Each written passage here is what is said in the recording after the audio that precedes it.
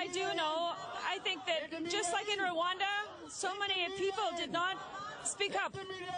That's why this sign says to speak up. Because I feel we have to speak up when we see genocide wherever it is occurring. And I believe it is happening in Sri Lanka. And that's why I think it's important for all Canadians to support the Tamils. Many of the Tamils that I'm meeting here today, they're not talking about Tamil terrorists. They're talking about the civilians who are being killed, and they want a ceasefire. And I agree with that. I think there should be someone who is independent, who can go in and speak to the Sri Lankan government so that they stop this terrorism that they are creating for Tamil people. Even if there has to be a separation of that country so that the Tamils have a place of their own, I don't know. I don't know the solution, but I definitely think that the world should take notice. Thank you. I made this sign. I made it very quickly, so it's not very fancy. It says, speak up, say no to genocide of Tamil civilians. I ask the Canadian government to stand for justice. Request a ceasefire. And if when you open up and you speak up, you say no. No to the genocide. We are Canadians standing for. And on the other side, I've written injustice to one human being is injustice to us all. And I really believe that. That's why I'm here. I think we need a permanent ceasefire in Sri Lanka. And genocide has to stop around the world. There shouldn't be any more genocide of any kind.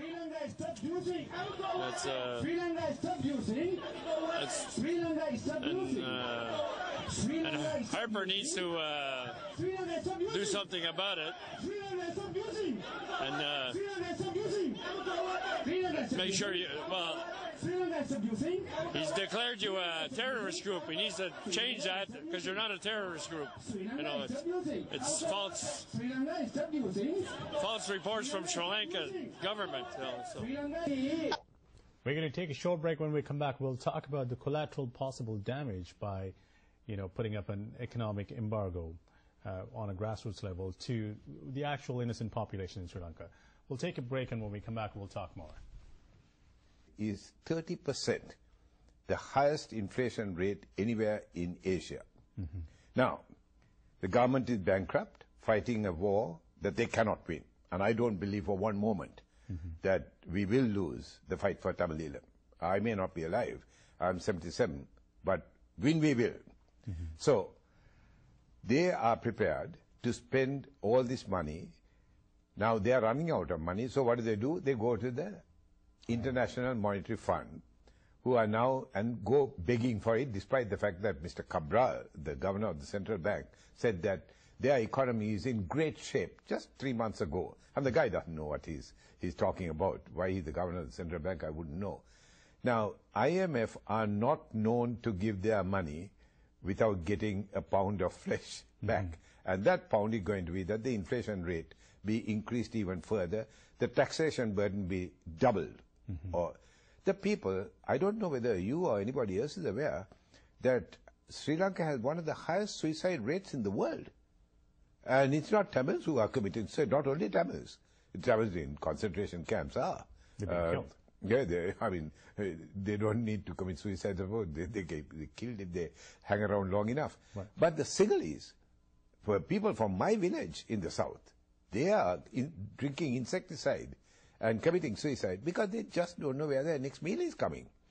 Now, people are going to suffer. I don't deny that at all. But we've heard that same argument when we, that's the only advantage of being the age that I am. I've lived through all this. When we started that embargo on South African goods in the apartheid regime, we were told you'd be hurting the poor South African. I said, for sure.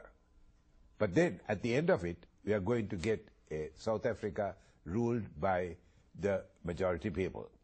So, I'm sure that there will be some suffering, but the short-term suffering is not going to be nothing compared to the long-term gains of getting this brutal fascist regime out and to say no more of this repeat performance of genocide by any incoming government because we'll do the same thing to you.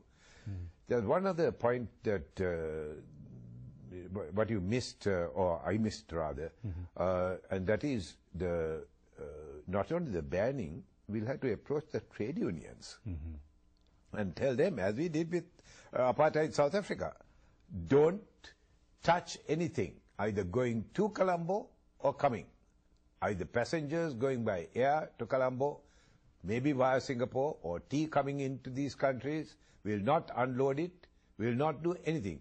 I mean, when we suggested all this with apartheid South Africa, somebody said, look, they are rolling in money. They got biggest diamond mines in the world. They are rolling in gold, quite literally rolling in gold.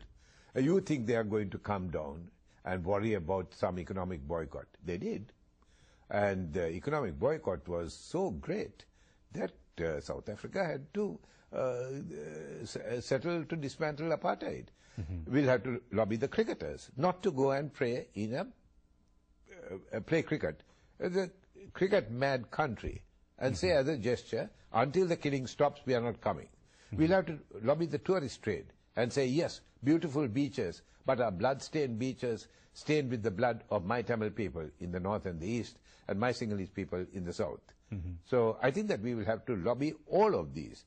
But the trade union is particularly important. In fact, when I return, I'm addressing the Australian Socialist Alliance, which is a bunch of trade unions and others of that political makeup, and saying, urging them to please look at my DVDs and see the suffering of my people, my children.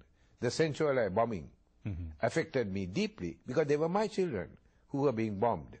And the people, the 350,000 people which I have just recorded in a DVD I have released, which I will release to your station too, shows the enormity of the human suffering, and say, look, this is what your governments are doing by not taking action.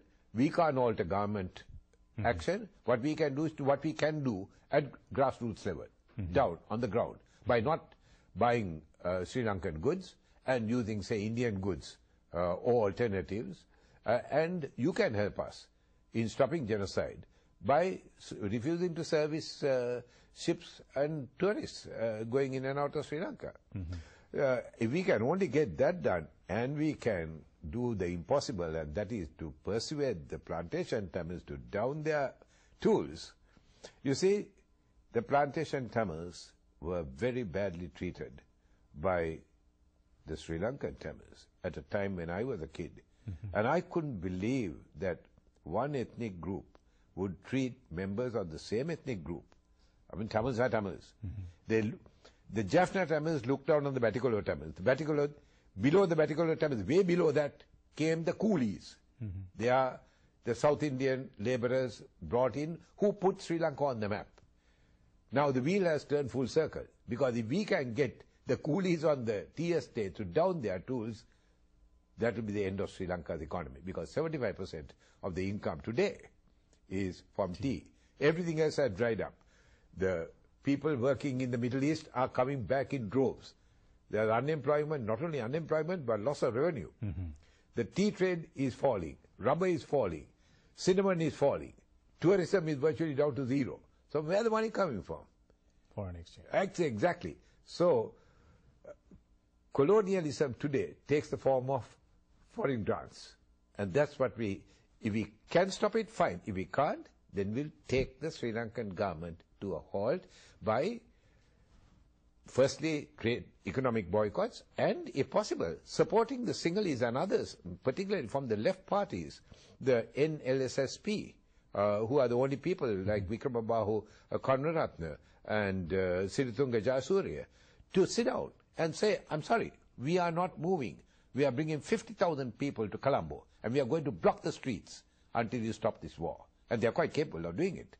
Maybe they will fire at them. I mean, a bunch that were capable of killing several 20,000 Sinhala youths during the 71 and 89 uprising, and are now capable of killing the current figure is 70 Tamils a day, and 700 children killed these last 2 months, are quite capable of turning the guns on the Sinhalese people. They might, But with today's television coverage, I don't think they dare And to. the attention of the international media on Absolutely. Sri Lanka right now. Yes. Absolutely. Yeah. While we're on the topic of grassroots uprising and whatever, we'll take a few more calls. I am sure we have a lot of questions on the same. Let's speak